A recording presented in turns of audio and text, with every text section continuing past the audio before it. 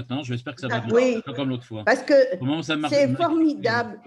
Voilà, là, quand vous enregistrez, ensuite, on peut revenir sur revoir, certains points. C'est très agréable. OK. Bon, c'est bon. On va commencer. Alors, on va prendre le texte. C'est bon. Il y a On coupe les micros. Voilà, donc je vais faire tout de suite, je vais amener le texte maintenant. Juste que je ne me trompe pas, parce que j'en ai 50 qui sont ouverts, là. Lequel c'était? C'était celui-là. Guichat, Yaakov, je pense que c'est le bon, là. Oui, c'est celui-là. Voilà, alors c'est un texte... Ah, voilà, il y a quelqu'un qui arrive, Madame Benamou. OK, alors donc, voilà. Ah oui. J'avais oublié. Le texte qu'on voit ici, je ne lirai pas tout, hein, parce qu'il est un petit peu plus long que d'habitude, mais c'est un texte du Rav Luria. En fait, ce n'est pas vraiment un texte du Rav Luria, c'est plusieurs textes du Rav Luria que j'ai mis ensemble pour tirer les idées principales de son enseignement. Et comme ça, on peut avoir une idée, on va avoir comme ça une vision plutôt globale de l'événement, de la rencontre entre Yaakov et son frère, et Esav. Et le point de départ du Rav Luria, c'est ce qu'il dit ici, c'est le verset qui dit que Yaakov s'est prosterné devant Esav. Il s'est prosterné devant lui. Et le Rav Luria pose la question que, a priori, moi, j'y ai même pas pensé, en fait. Vraiment, c'est en lisant son texte, parce que moi, je me suis dit, ah oui, c'est vrai, je n'avais pas pensé à ça. C'est qu'il dit, en fait, Yaakov s'est préparé par trois choses que l'on connaît bien. C'est, premièrement, ce qui était écrit à la ligne 4. Il a attendez, je vais essayer de vous rappeler. Excusez-moi, fermez les micros, s'il vous plaît. Et donc, ce qu'a fait le Rav Luria, c'est de nous rappeler qu'il y avait trois choses importantes. La première chose importante, c'était qu'il s'est préparé avec des cadeaux. Ce qui est écrit à la ligne 4, Doron, il a envoyé des cadeaux pour amadouer Esav. Dans un deuxième temps et parallèlement, il a prié Dieu. C'est ce qu'on a vu la nuit quand il a rencontré l'ange, etc. Et encore. Et évidemment, il s'est préparé au combat.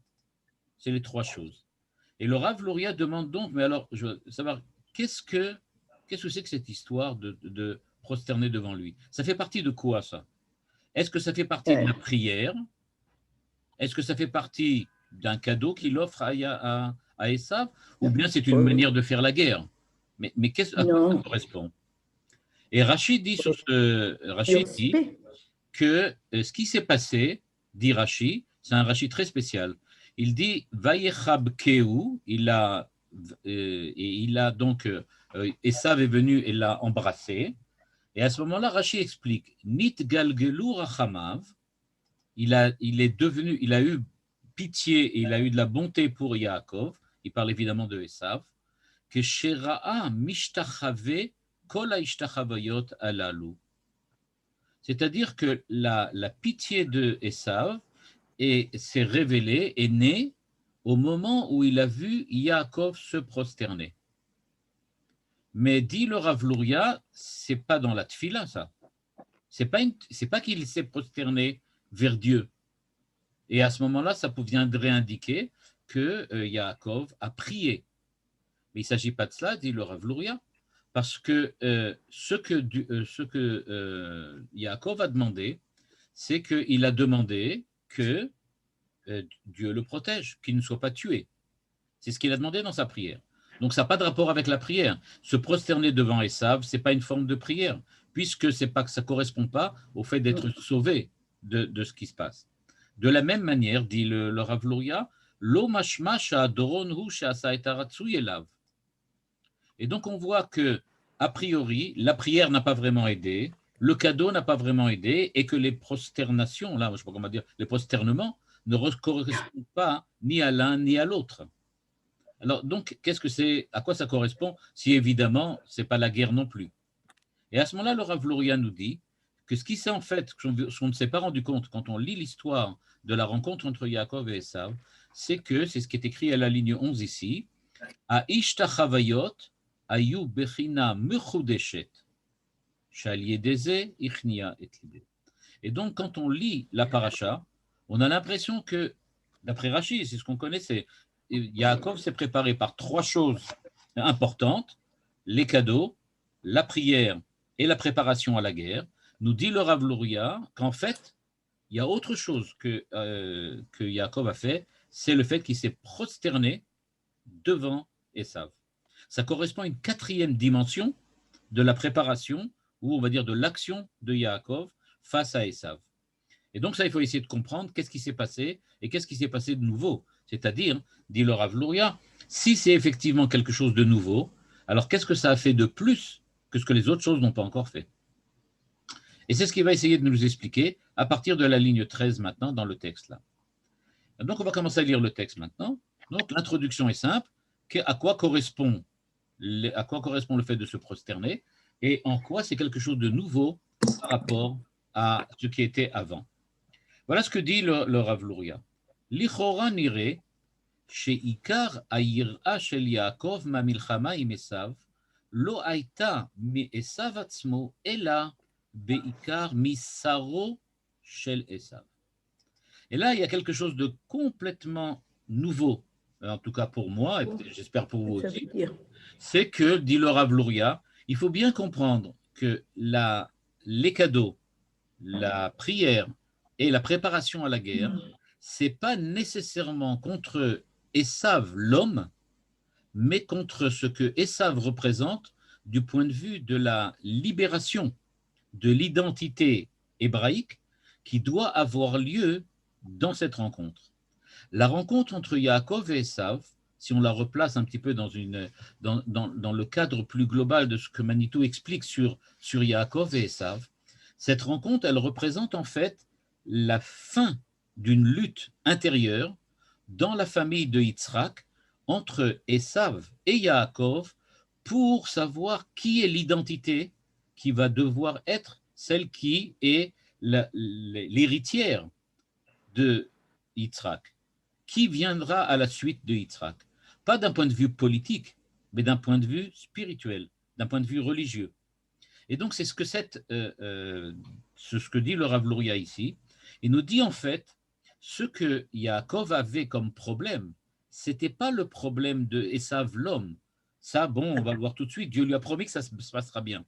Lui, ce qu'il voudrait maintenant, c'est arriver à dominer on va dire comme ça, la culture hébraïque que Esav est censé représenter et qui en fait est une falsification de ce que Yitzhak a donné en héritage.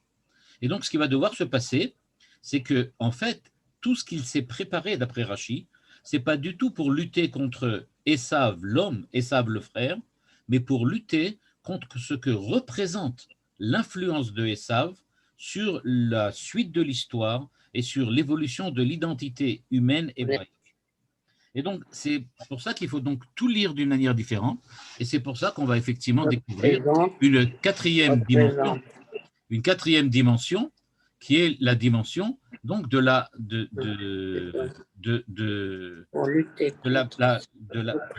particulière, on va dire comme ça, une dimension particulière de ce qu'il y a entre Yaakov et Esav.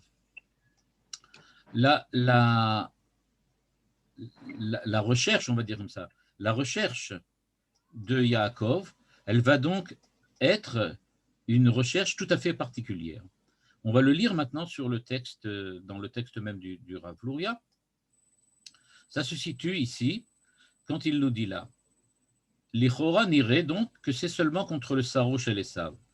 Donc je laisse passer cette phrase, Yatzer lilchom, ou echin atzmo shlosha drachim ech lachniu. Et maintenant il lit toute la paracha de manière différente. Il ne s'agit donc pas de la lutte contre Esav, mais les trois méthodes qu'utilisait Yaakov, sont celles qui sont contre l'ange d'Esav, c'est-à-dire l'influence.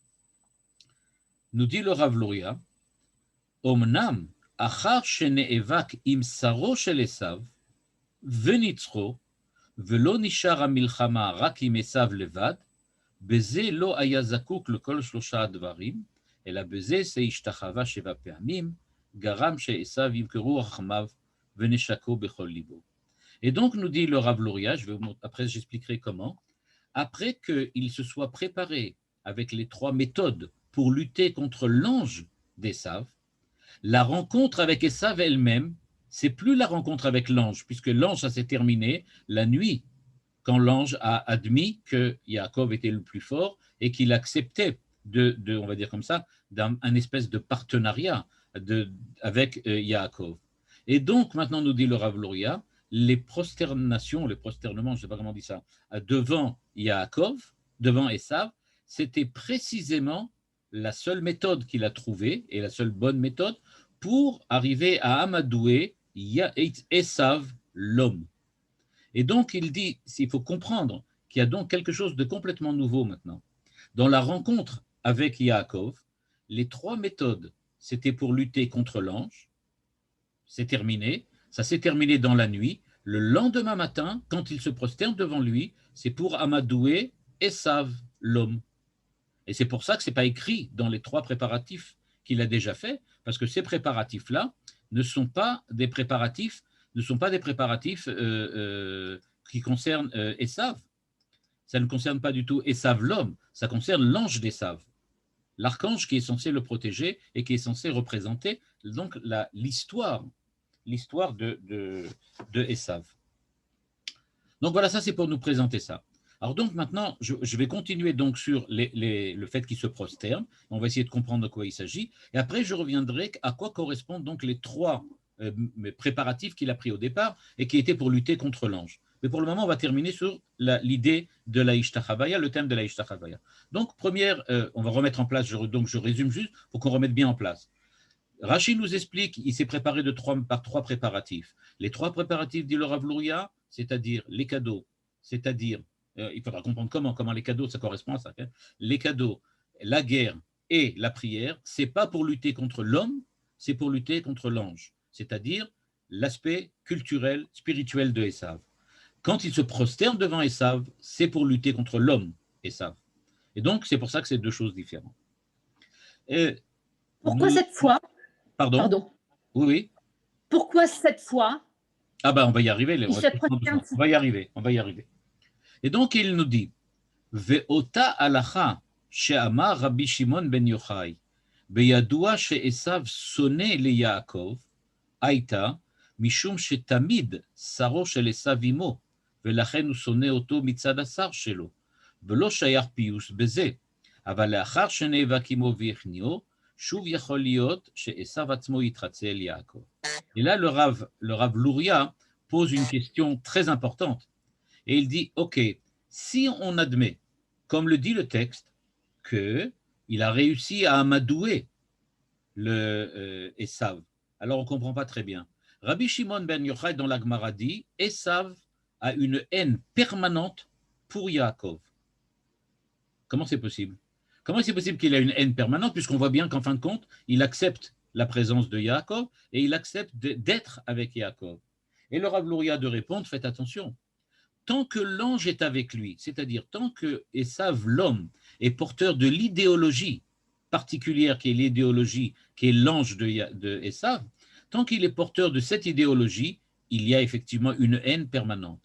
Mais à partir du moment où l'ange a été vaincu, c'est-à-dire que l'idéologie de Esav accepte la présence de Yaakov et voit dans Yaakov celui qui a la priorité sur lui, à partir de ce moment-là, dit le Rav Luria, effectivement, on peut arriver à amadouer Esav l'homme. Et ce qu'a dit le Rabbi Shimon bar Yochai, que la haine de Esav est permanente, ça ne correspond plus à Esav l'homme, mais seulement à l'ange. Mais l'ange lui-même a déjà accepté. Donc, il n'y a pas de raison. Donc, c'est pour ça, nous dit le Rav Luria, à toutes les façons, il reste quand même quelque chose. Il y a quand même quelque chose qui nous choque. Et je pense que ça, c'est très important au niveau du pshat de la paracha qu'on ne comprend pas.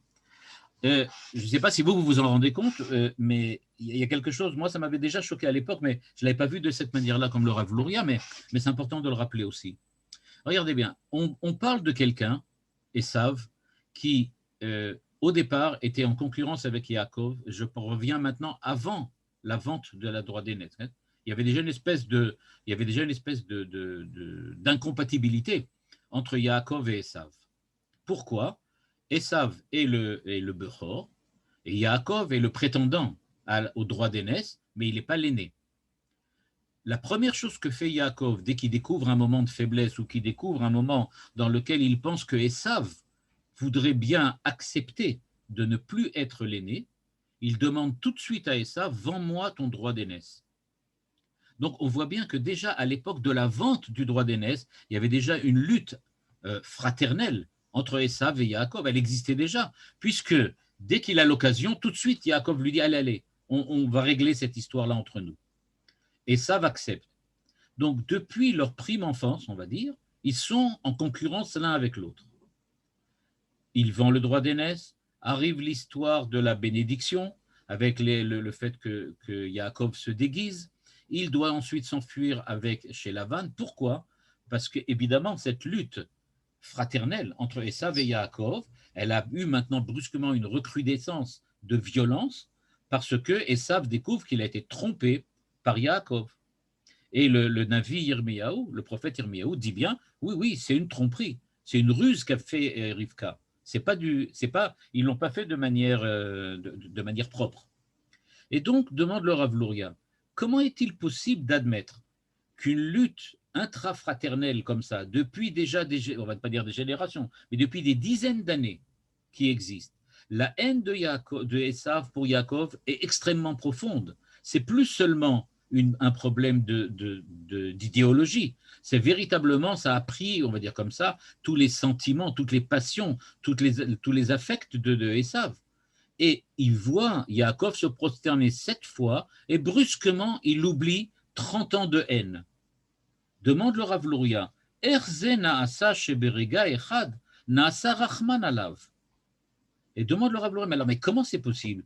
Il dit, bon, j'ai bien expliqué que maintenant, il y a eu l'idéologie de Esav a perdu de son importance, aux yeux de Esav en tout cas. Mais quand même, la haine elle-même, où est-ce qu'elle est passée? Il a dit, il ne faut pas oublier qu'à 15 ans, déjà, il avait fait, il a dit les Chachamim, d'après la Gemara, on raconte que Esav avait déjà assassiné, violé, enfin tout ce qu'on peut imaginer, toutes les horreurs de l'humanité qu'on peut imaginer, Esav les avait déjà faites à l'âge de 15 ans.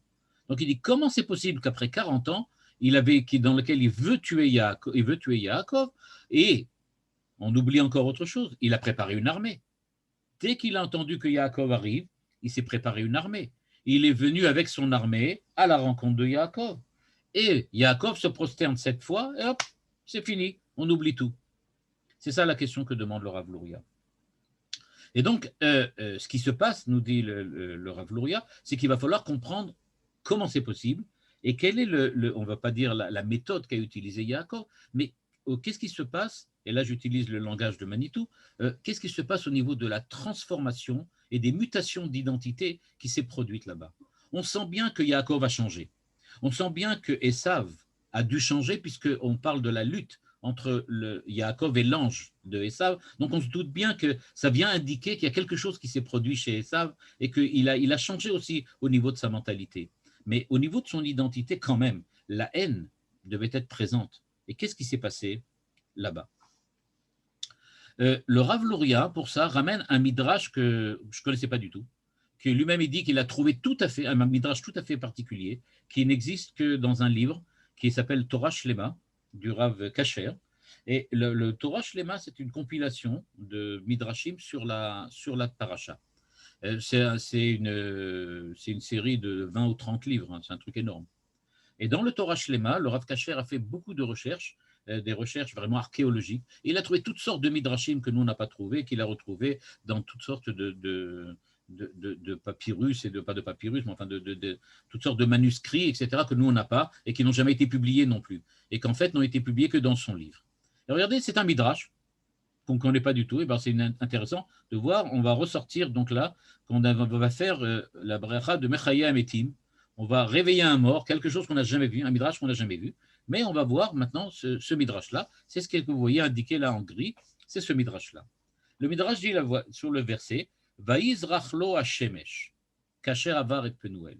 Et le soleil s'est levé au moment où Yaakov, après la lutte avec l'ange, est passé au passage de Penuel, qui est donc un passage à sec, plus ou moins, là-bas dans le Jourdain, pour aller de l'autre côté.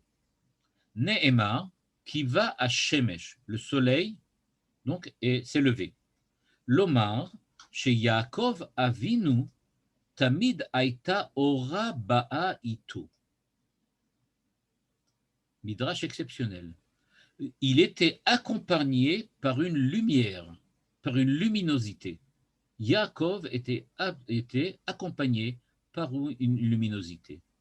Ka'asher ba la lechet lecharan, nistalka mimenu aora.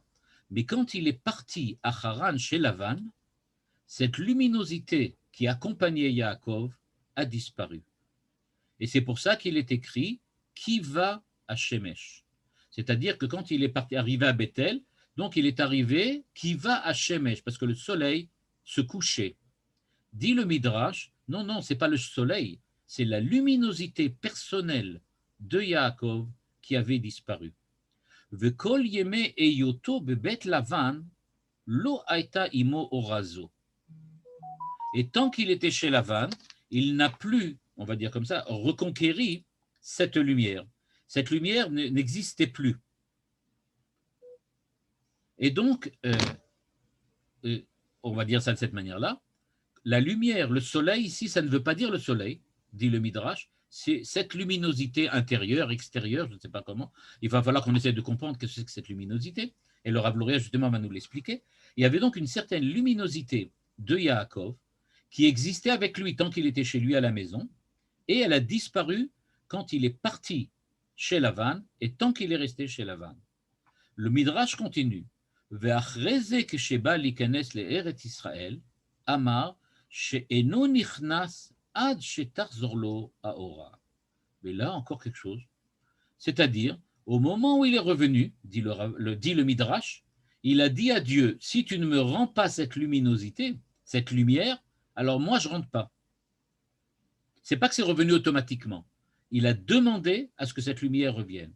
Ve'alze ne'emar, alors regardez bien, c'est exceptionnel, va'yizrachlo hashemesh. Et il s'est illuminé pour lui le soleil. C'est-à-dire que le Midrash, on va dire comme ça, dans un éclair de génie midrashique, nous dit il s'est réveillé pour lui cette lumière, le Shemesh. Pourquoi il y a écrit Va'yizrachlo et que lui, il a eu la lumière? Parce que c'est lui qui l'avait demandé. Et donc Dieu a accédé à sa demande et il a accepté de lui redonner cette luminosité chez Chazra Elav Orazo. Voilà. Ça, c'est ce que dit le Midrash. Un truc exceptionnel. Et il avait donc comme ça. Alors, je vais juste dire quelque chose qui n'a pas de rapport direct, mais je me sens obligé de le dire parce que c'est sympa. C'est que les gens qui ont rencontré le Rav Kook dans la vie courante, plusieurs personnes témoignent qu'ils avaient l'impression qu'autour de lui, il y avait comme une lumière bleue, une aura, A-U-R-A, une aura bleue autour de lui. Et il y a certaines personnes qui disent qu'il y a une aura, A-U-R-A, autour des gens, mais qu'on ne l'aperçoit pas toujours. Mais certaines personnes particulières, ils ont cette luminosité particulière. Bon, je ne sais pas si c'est un rapport avec le Midrash, mais en tout cas, de le rappeler, quoi, qu'il y a quelque chose comme ça.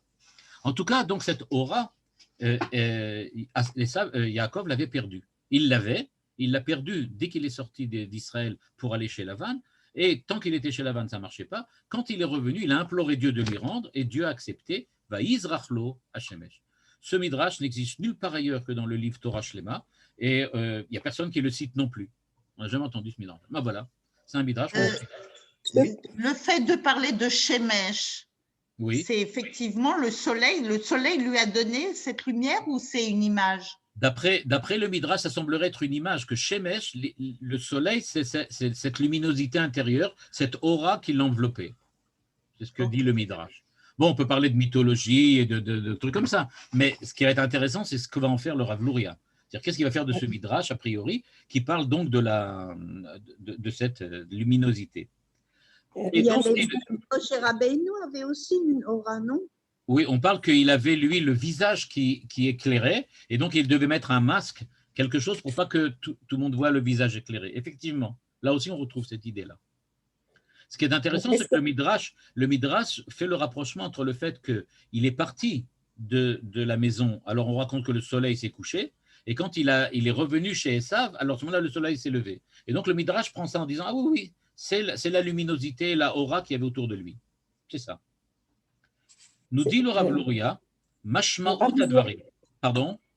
C'est marqué dans le texte que Vayizrach lo Hashemesh? Ken? Oui, c'est marqué dans le texte. Ah, ok. Vayizrach lo Hashemesh, Kasher Avar, Vayizrach lo Hashemesh, Kasher Avar et Penuel.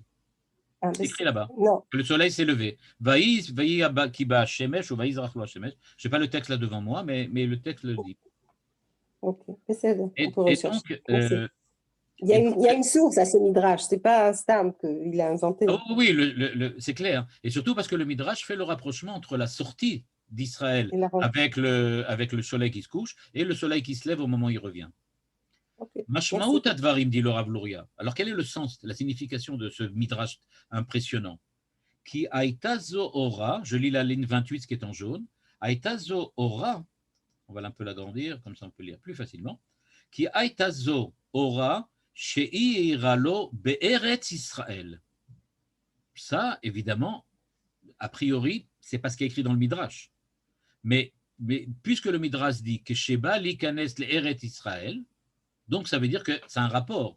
Et donc il dit, cette luminosité, cette aura, l'éclairait tant qu'il était en Israël, כאשר רצה לצאת לחוץ לארץ נסתלקה ממנו אורה זו, ורק עתה בחזרתו, לשם ביקש וניתנה לו האורה.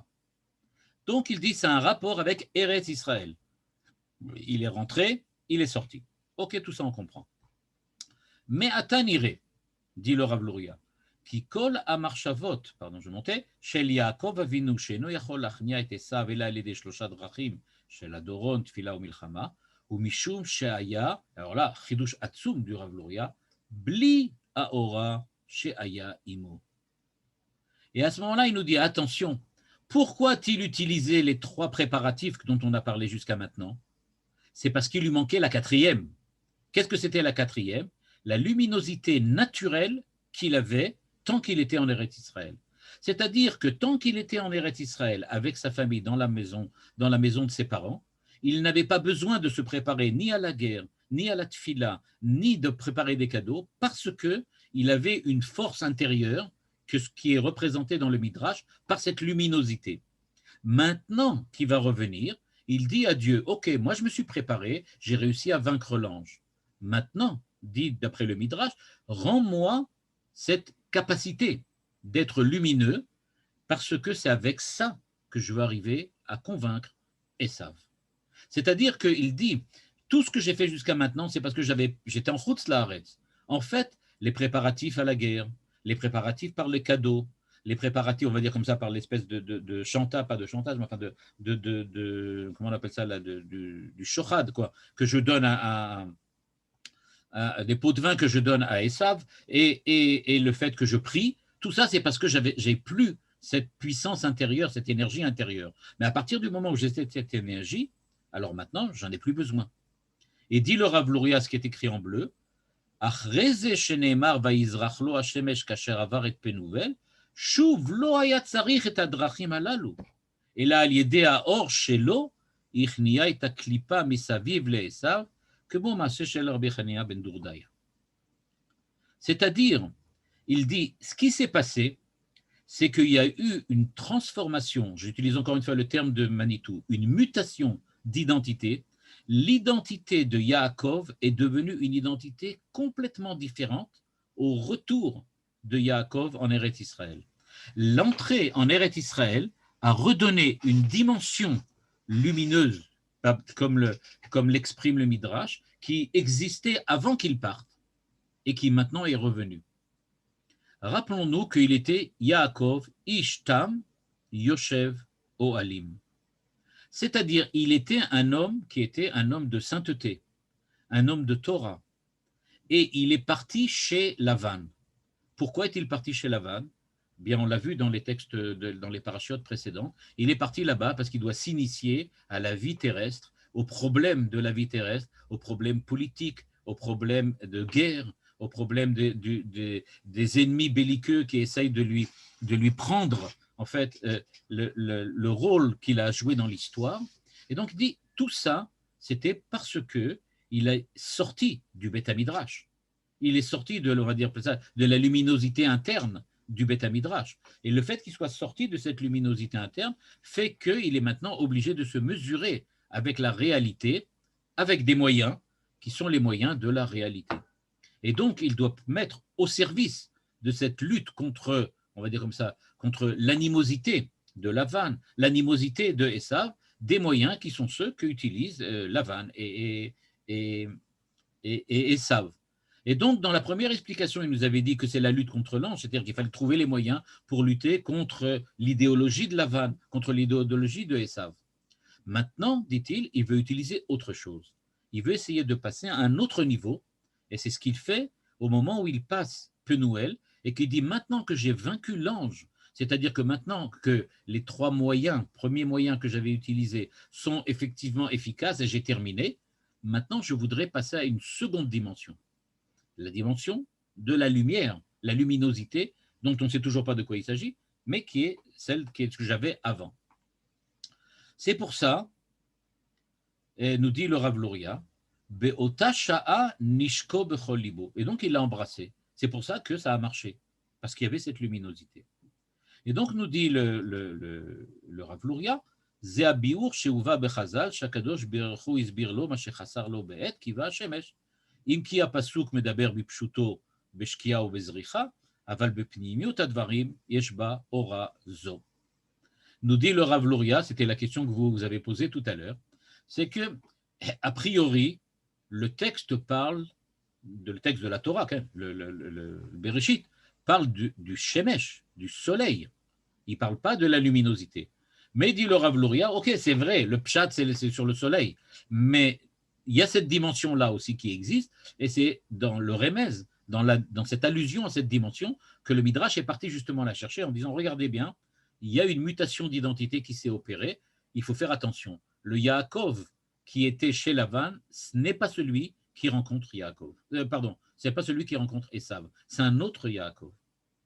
Et donc nous dit le Rav Luria en conclusion de cette première partie, avant de nous expliquer donc qu'est-ce que c'est que cette aura, Derech hamilchama im Esav al yedei haor, ena tzricha lo doron, lo tfila, lo milchama, verak beze haya yachol lorid mimenu sheva klipot shesovevu oto.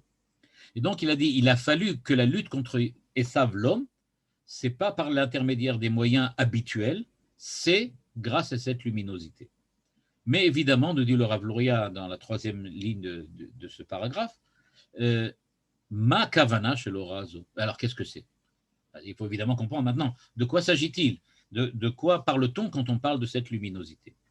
Eh bien, il nous dit, a priori, nire lomar, ici, que a kavana ora zo Torah. C'est quelque chose qu'on utilise, vela yehudi maïta ora vesimcha vesason vikar, ora zo Torah, dit le Midrash. Et donc, le Rav Luria reprend ce Midrash-là et dit, ok, ora zo Torah. Pourquoi? Ki adata Yaakov Yoshev be'oale Torah venozaz misham. Tout le temps, il était, comme je l'ai expliqué tout à l'heure, dans Oale Torah. Ishtam Yoshev Oalim. Mais puisqu'il est parti à Haran, qu'il a dû arriver chez Lavan, qu'il a dû s'occuper de troupeaux, qu'il a dû s'occuper de problèmes économiques, de problèmes de mariage, des problèmes du fait que Lavan était quelqu'un qui l'a trompé, qui l'a roulé, quelqu'un qui était un voleur. Donc tout ça, il a dû s'en occuper. Eh bien, il dit, cette lumière-là, cette luminosité-là a disparu.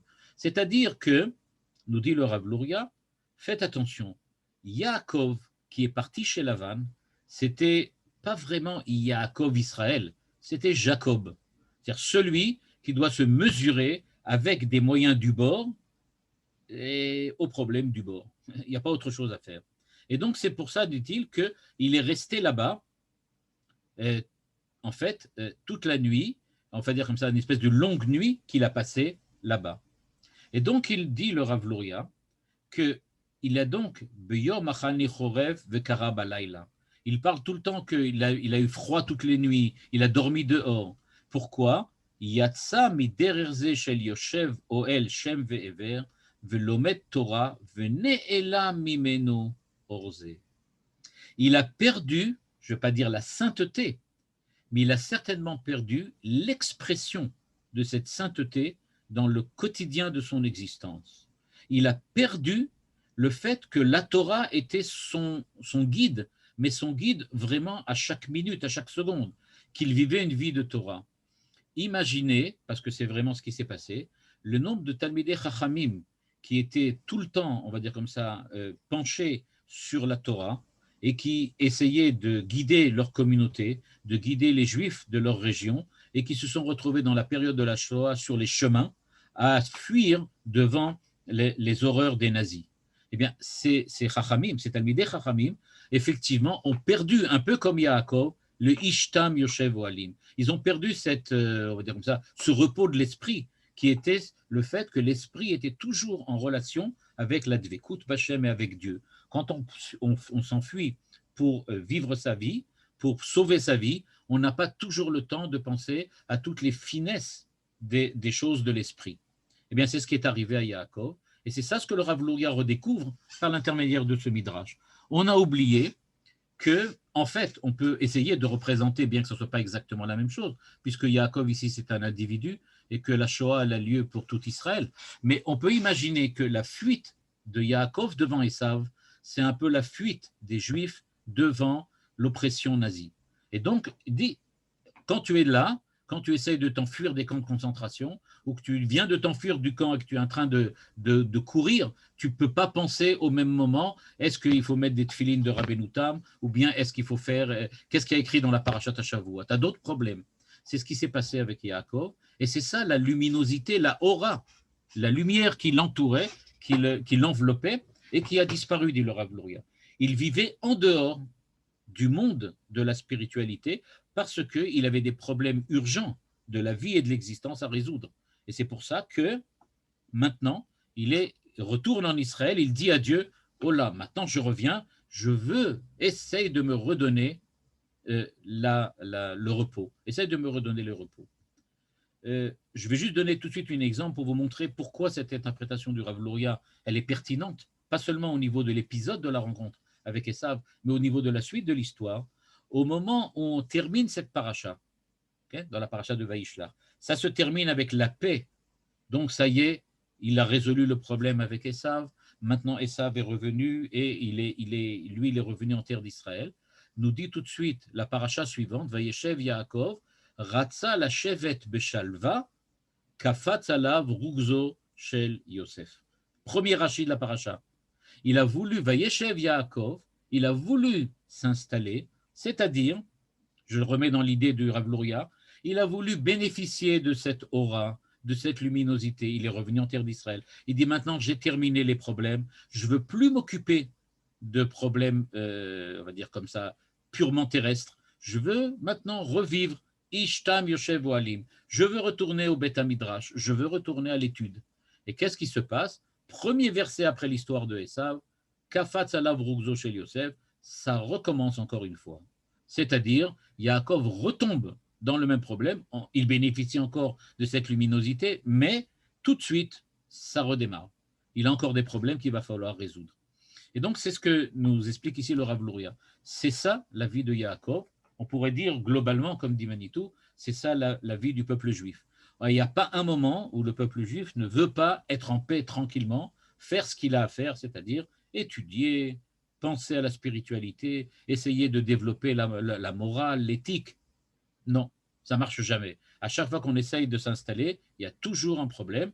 Et quand on vient s'installer en Israël, on a un problème. Et quand on a réussi à battre les armées arabes à une certaine époque, ça ne résout pas encore le problème. Et on est comme ça dans une lutte permanente.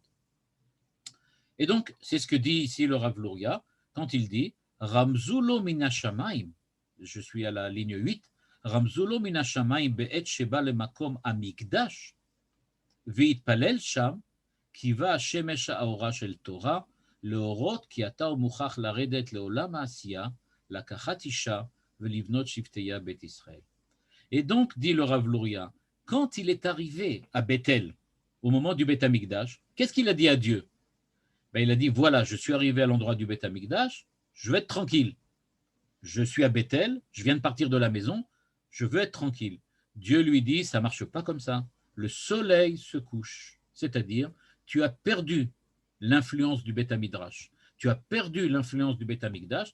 Maintenant, comme dit le Rav Luria dans une très belle expression, Mouchach la redet leolam haasiya.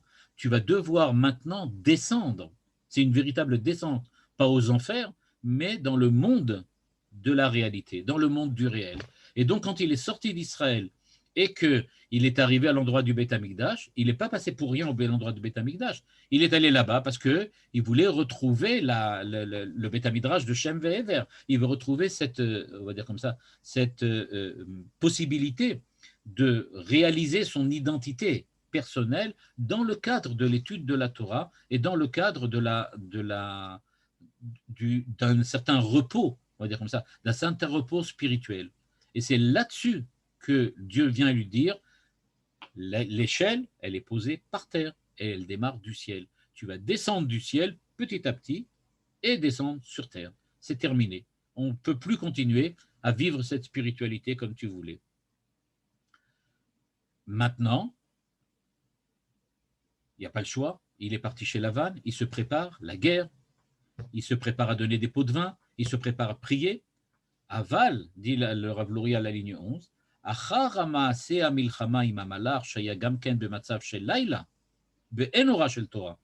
donc, la nuit, quand il n'y a pas encore la lumière de la Torah, il lutte contre l'ange.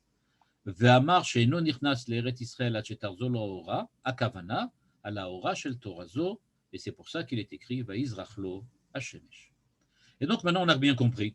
Ce que fait Yaakov, c'est, comme on l'a dit, et comme j'ai déjà expliqué, ça ne va pas marcher longtemps, mais il dit, je veux retrouver cette plénitude spirituelle, cette plénitude de l'esprit que j'avais quand j'étudiais chez Shem Ve'ever. C'est ça que je veux retrouver.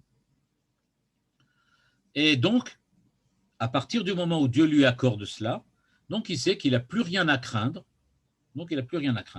et c'est pour ça qu'il va gentiment rencontrer Esav, et qu'il sait qu'à chaque fois qu'il va se prosterner 7 fois, vous m'avez demandé pourquoi 7, la réponse, parce que, dit le Midrash, il y avait autour, le Midrash ici c'est le Zohar, autour de Esav, il y avait 7 clipotes, 7, comment on appelle ça, cette couche de mal qui l'entourait, et à chaque fois qu'il s'est prosterné, une couche de mal a disparu, et quand il a rencontré Esav, il n'y avait plus rien qui l'enveloppait, le mal ne l'enveloppait plus, il avait réussi à vaincre, on va dire comme ça, le mal présent en Esav seulement par sa présence, par la présence de sa sainteté. On va dire ça d'une manière un petit peu illustrative, mais qui, à mon avis, est l'explication rigoureuse de ce qui s'est passé. Yaakov était une personne tellement charismatique, tellement sainte, tellement impressionnante, que toutes les défenses de Esav contre Yaakov ont disparu petit à petit quand il a vu qu'une telle personne se prosterne devant lui. Il a compris la grandeur de Yaakov et pourquoi il ne pourrait jamais rien faire contre Yaakov. C'est quelque chose qui s'est produit véritablement. Et alors là, vous allez voir quelque chose de spécial. Comment se fait-il, dit le Rav Luria, que Esav, que Yaakov avait peur que Esav lui prenne Dina. Parce que vous savez qu'il a mis Dina, il a enfermé Dina, il l'a cachée, il l'a dissimulée. Il ne faut pas que Esav la voie. Okay. Alors donc, nous, comment nous on comprend ça? Son frère, c'est une crapule, un violeur, un tueur, etc.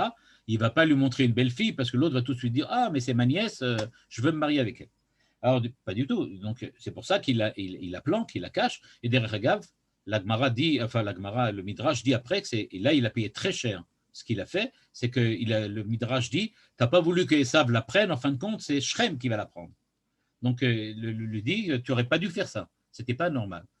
Tu aurais dû arriver là-bas et ne pas avoir peur. » Et il le dit d'ailleurs le Rav Luria tout de suite après, on va le lire.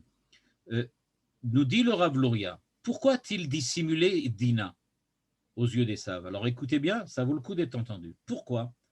Parce qu'il sait maintenant que Shema, dit le Rav Luria, Kevan sheyada ki arshav Esav yashpil me'alav et aklipa ve'yishaer be'ota sha'a ta'arat achiv shel Yaakov lachen chasha sheyirtze Dina.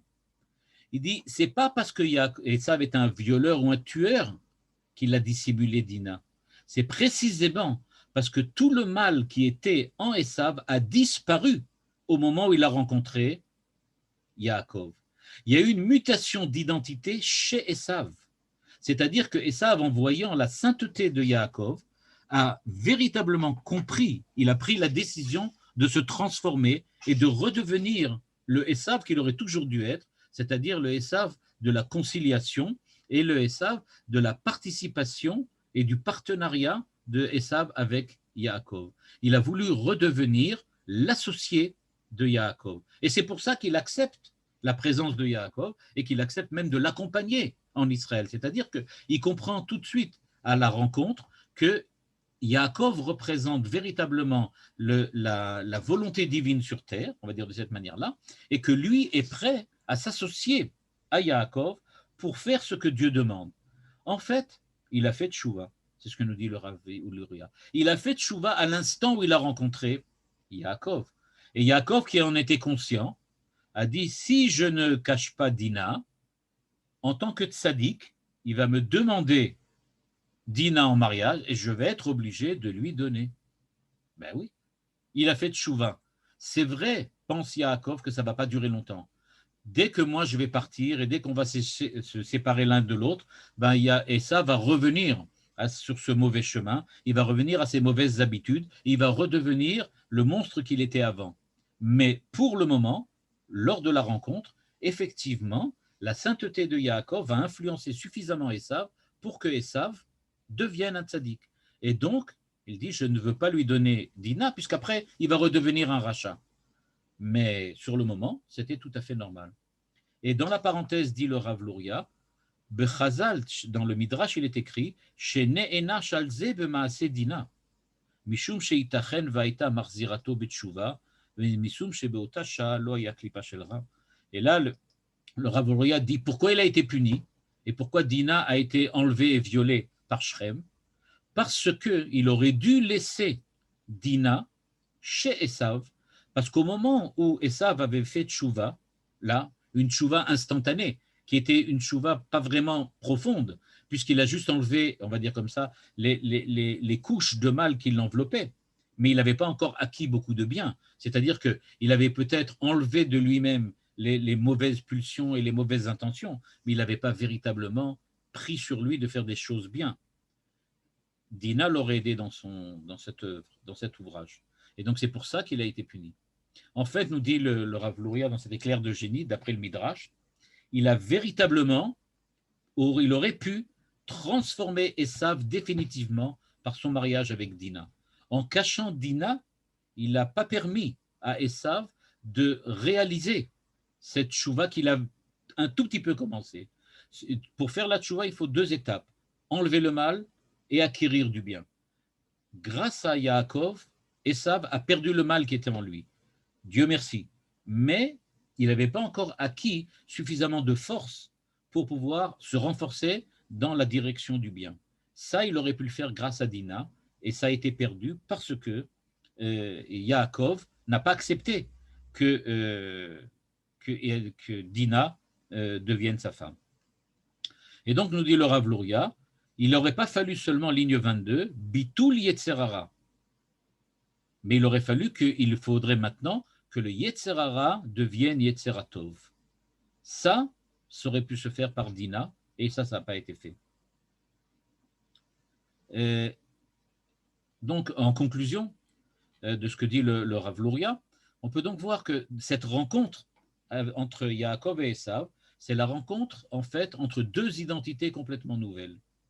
Jusqu'à présent, il y avait l'identité de Yaakov, l'homme, qui luttait dans le quotidien avec les moyens du quotidien, avec ce que lui a enseigné Lavan, avec ce que lui a enseigné la vie chez Lavan. Et de l'autre côté, il y avait Esav qui a continué à se renforcer du point de vue on va dire, de sa monstruosité, et il a continué à être l'homme négatif que l'on connaît. Par la suite, dans leur rencontre, en revenant en Israël, Yaakov redevient le Yaakov idéal, le Yaakov l'homme saint, S-A-I-N-T, qui est donc redevenu celui qu'il était tant qu'il était dans le Beth Midrash, au moment où l'histoire du droit d'aînesse l'a rencontré. Et cette rencontre maintenant entre Yaakov et Esav provoque une mutation d'identité chez Yaakov grâce à sa lutte contre l'ange, où il demande, après avoir lutté contre l'ange, de devenir ce qu'il était avant, et il y a Esav qui le rencontre, lui, fait un premier pas de tchouva en acceptant de perdre le mal. Parallèlement au fait que Yaakov a vaincu l'ange, c'est-à-dire qu'il a enlevé le Yetzerara de Esav, Esav a effectivement perdu ce Yetzerara lors de la rencontre avec Yaakov, et la sainteté de Yaakov l'a impressionné, le charisme de Yaakov l'a tellement impressionné qu'il est redevenu, on va dire comme ça, à zéro. Il a accepté de perdre ce mal que du point de vue idéologique, il a perdu déjà par l'ange. Mais en refusant de donner Dina, ce qui s'est passé, c'est que ça n'a pas perpétué, et Esav est redevenu plus tard ce qu'il a toujours été, et Dina, la pauvre, elle a été prise chez Shrem, et donc toute l'histoire a continué et a recommencé, parce que Yaakov, dans ce moment-là, n'a pas peut-être pris, dit le Rav Luria, la décision qu'il aurait dû prendre, et à cause de cela, l'histoire a pris une autre direction, et la semaine prochaine, on verra donc arriver Yosef, qui va nous montrer une nouvelle dimension, encore une fois, de ce qui se passe quand il faut résoudre le problème et que le problème n'est pas encore résolu. Ben voilà, c'est l'enseignement du Rav Luria sur ce... Voilà. Si vous avez des questions, j'espère que cette fois-ci l'enregistrement a bien marché, qu'il ne s'est pas arrêté au milieu. Merci beaucoup, Rav. Oui, il a fonctionné. Merci beaucoup. Okay. Et c'est étrange que le terme aura corresponde à aura. À aura, exactement. Mais je pense que ça vient, je ne sais pas d'où ça vient en français, mais je suis presque sûr que ça vient de l'hébreu, c'est clair. Je suis presque sûr. Mais même, je n'ai pas vérifié l'étymologie. Je ne sais pas. C'est super, vraiment. Voilà. Donc, c'est toujours de notre faute, quoi, si je comprends bien. Ben, ce qui est en tout cas, qui est montré en tout cas chez le Rav Luria, c'est qu'il n'y a pas de miracle. C'est les hommes qui font l'histoire et c'est les hommes qui font l'évolution de l'histoire. Et c'est ce que Manitou toujours montrait en parlant des engendrements, en disant qu'il y a toujours des évolutions d'identité et que donc, à cause de cela, il y a beaucoup de choses qui se passent et ne sont pas toujours positives. Mais Yaakov n'a pas pu voir que Esav s'améliorerait totalement en épousant Dina. C'est ce que pense le Rav Luria. C'est ce que pense le Rav Luria. Il pense que le mariage avec Dina aurait peut-être aidé Esav à redevenir quelqu'un de bien. Il dit pas, il le dit peut-être, il dit bien peut-être. Ouais, mais qui veut donner sa fille à Esav, quoi, c'est ça. Voilà, s'il acceptait de donner cette fille à Esav, mais parce qu'il dit, il l'a dissimulé parce que précisément, il avait vu que maintenant Esav allait redevenir un homme différent qui aurait une mutation d'identité qui allait être une mutation positive. Et donc c'est pour ça qu'il a pas voulu. Et il y a un petit peu quelque chose dans cette critique du Rav Luria, il y a quelque chose de très fort parce que effectivement, pourquoi tu caches Dina quand précisément ton frère redevient quelqu'un de bien et que c'est normal qu'ils se marient entre eux. Donc il y a quelque chose qui se produit là-bas. C'est tout à fait autre chose. Et a priori, nous on pourrait dire, bah, c'est normal, il ne va pas donner sa fille à Esav. Mais on voit que les Chachamim, ce que dit le Rav Luria, disent sur Yaakov, tu as fait une erreur. Tu vas le payer très cher ce que tu as fait là. Dire qu'il n'aurait pas tout. C'est-à-dire, moi je donne une interprétation qui est peut-être celle du Rav Luria, mais qui me semble être rentrée dans le cadre de ce qu'il dit, c'est qu'il a caché Dina, mais ça c'est le Jacob de Lavan qui fait ce genre de choses. C'est-à-dire, j'ai une fille, mais je ne te la montre pas, je la dissimule parce que je ne veux pas que tu te maries. Ça, c'est des combines qu'on fait quand on est chez Lavan. Maintenant que tu es rentré en Israël, ce n'est pas comme ça que ça doit fonctionner. C'est-à-dire que Yaakov était, en fin de compte, il est resté un petit peu le Jacob de Lavan. Il n'est pas encore redevenu le Israël qui est rentré complètement. C'est-à-dire qu'il reste encore quelque chose de lui. Lui aussi, il n'est pas redevenu ce qu'il aurait dû être. De l'autre côté, on peut comprendre qu'il n'ait pas voulu faire le pari de donner sa fille à Esav. Mais dit le Rav Luria le dit dans le texte, il dit oui, mais à partir du moment où tu as demandé le retour de cette luminosité, à partir du moment où tu as demandé l'aide divine, tu aurais dû avoir confiance. C'est ce que dit le Rav Luria. Tu aurais dû avoir confiance que ça fonctionnera quand même. Mais il dit, mais tu n'as pas voulu. Pourquoi tu n'as pas voulu? Parce qu'on comprend.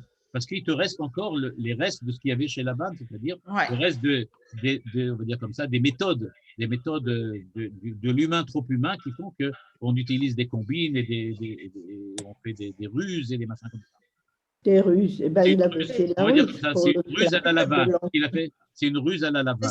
Elle rappelle, un Midrash aussi le dit, je crois, elle rappelle aussi ce qu'a fait Lavan avec l'histoire de Yaakov avec de Rachel et Léa. Donc, elle lui dit, Ouais. ah, mais chez nous, tu lui dis, on fait des ruses comme ça, des combines. Il dit, ça rappelle ça aussi. Je devrais te la donner, mais je ne te la donne pas. Je devrais te la Oui, donner, mais je te la donne pas. pourquoi est-ce que c'est Dina qui doit payer? Ah, Dina, elle ne paye pas. C'est tout à fait ce que j'ai dit. Ah, voilà. Non, là, on ne va pas rentrer dans les côtés féministes. Aïe, Et aïe, je vais aïe. vous donner la Et si, réponse. Peut-être si la semaine prochaine on parle de Dina, ce sera peut-être encore plus fort. Mais j'avais une fois écrit un article qui avait provoqué beaucoup de vagues De remous. dans nos milieux, comme on dit. J'avais écrit un truc sur Dina, dans lequel j'avais dit qu'elle était transgendre. Bon, là, il ne savait pas beaucoup plu aux gens. Mais j'avais donc, puisque j'avais Elle écrit, devait être un en fait, garçon. j'avais écrit quoi, que qu'elle était Dina, quoi? Elle devait j'avais être un garçon expliquer. transgenre. elle était Transgenre. transgenre. J'avais écrit pourquoi? Parce que c'est écrit dans le Midrash. Elle a changé de sexe. Le Ah oui, Midrash parce dit qu'elle en aurait dû fait, être un garçon. elle aurait dû être un garçon, exactement. Elle aurait dû être un garçon. C'est elle qui aurait dû être Yosef. Et j'avais expliqué qu'elle est partie à Shrem, elle, de sa propre initiative, parce qu'elle est comme Yosef. C'est-à-dire que ce que Yaakov n'a pas voulu faire avec Esav, elle est partie de son propre gré le faire avec les gens de Shrem. C'est ce que j'avais montré d'après le Midrash.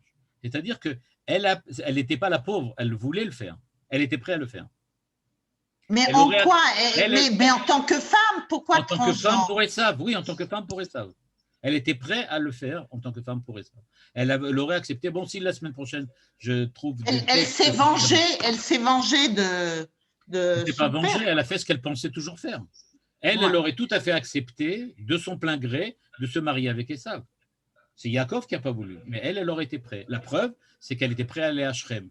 Et la preuve, c'est que Yaakov le comprend tellement bien que quand ses enfants assassinent toute la ville de Shrem, il dit à ses enfants, pourquoi vous avez fait ça? Ouais. En fait, elle aurait été d'accord et tout aurait bien marché. Pourquoi vous l'avez fait? C'est-à-dire qu'eux, ils sont encore comme le Jacob, et lui, il est redevenu le Israël, et maintenant il comprend qu'il a fait une erreur. Ouais. Il a compris l'erreur Ouais. qu'il a faite. Mais c'est trop tard. Les enfants, eux, n'ont pas compris. Ça n'a pas marché. J'ai vu quelque part que Esav, il aurait dû épouser Léa. Ça aussi, ça c'est vrai. C'est Rachid qui le dit. Pourquoi elle avait Naïm Rakot? Parce qu'elle devait épouser Léa. Donc on voit qu'il y a quelque chose. Il aurait dû. Il devait épouser ça. Ouais. Maintenant que Yaakov a pris Léa, eh bien, il reste Dina. En fin de compte, il s'est fait beaucoup avoir. Hein. Ah ben oui, hein, le pauvre. Il En a fait, passé, la réparation, Mais bon. il a passé beaucoup de choses. pouvait se faire par les femmes. Ouais. La réparation, ce serait faite par les femmes, soit par Exactement. Léa, soit par Dina. Exactement, exactement. C'est les femmes qui réparent les Vive les femmes. côtés Comme d'habitude, incomplets ça se ou passe. mauvais des hommes, comme d'habitude. Comme d'habitude. C'est comme ça que ça marche. Hein. Il y avait, je ne sais pas si vous avez, il y a un comique français qui s'appelle Selig. Il s'appelle Gilles, il a inversé son nom simplement.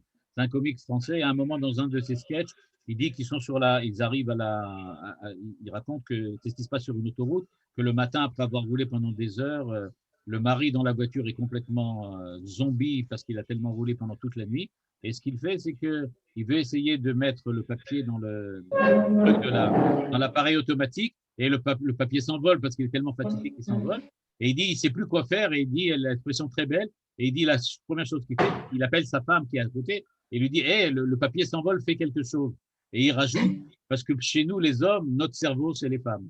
C'est-à-dire de dire que quand on a un problème, alors on demande aux femmes de résoudre parce que nous, on est perdus. Il y a un peu ça. Il y a un peu ça dans l'histoire là. Qu'en fait, le cerveau, c'est les femmes. Regardez Rivka, regardez Dina. On voit que ça passe par là-bas. Regardez Sarah. On voit que tout passe par là-bas. Chez les femmes, il y a quelque chose qui fait que quand il faut résoudre des problèmes, alors en général, elles sont plus adéquates que les hommes. Eux, ils sont plutôt Ishtam, Yoshev ou Alim. Ils sont dans les trucs. Ils sont dans la lune. Top. Ok. Toda Rabba. Merci Shalom. beaucoup. Bon rien, courage, Shabbat Shabbat shalom. shalom. Alors, j'essaie de Toda, mettre en ligne Shabbat dans la Shalom. Shabbat shalom. Je mettrai en ligne dans Shalom, la Toda Rabba. Toda, Toda. Kol tov.